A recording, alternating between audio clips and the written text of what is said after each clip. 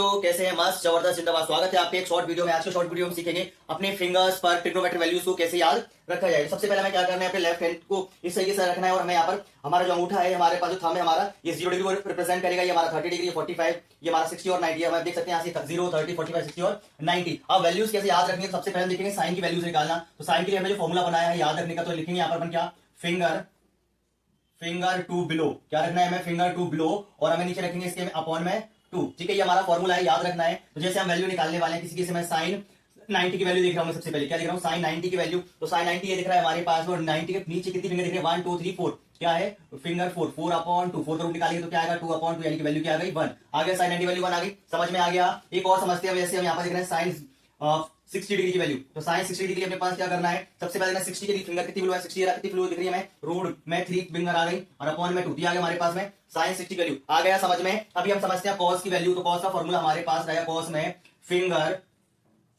Finger to above. अभी finger to above देखना है हमें यहाँ से, और अपॉन में 2। तो सेम यहाँ से हम फॉर्मूला देख रहे हैं, वैल्यूज बनाते हैं कॉस। जैसे कि मान लीजिए हमें कॉस 90 की वैल्यू भी निकालनी होती है हमें, तो कॉस 90 देखना है फिंगर टू अबव। तो 90 ऊपर कोई फिंगर दिख रही है क्या, नहीं, यानी 0 फिंगर है, अपॉन में 2, रूट 0 रखो, कुछ भी रखो, 0 की वैल्यू क्या होगी, अपॉन में रखेंगे तो 0। एक और समझते हैं हम यहाँ से, कॉस 60 डिग्री की वैल्यू हम देख रहे हैं यहाँ पर। तो कॉस 60 देखिए, सबसे पहले 60 कहां, ये रहा। कॉस 60 के ऊपर कितनी फिंगर है हमारे पास, 1 फिंगर है। ठीक है, तो अपॉन में 2 और रूट 1 की वैल्यू निकालेंगे तो क्या आएगा, वही आएगा 1 अपॉन 2। ये कॉस 60 वैल्यू 1 अपॉन 2 आ गया समझ में। ठीक, tan के लिए फॉर्मूला देखते हैं। tan के लिए फॉर्मूला क्या है, tan थीटा इक्वल्स टू होगा हमारा रूट में finger to below upon finger to above.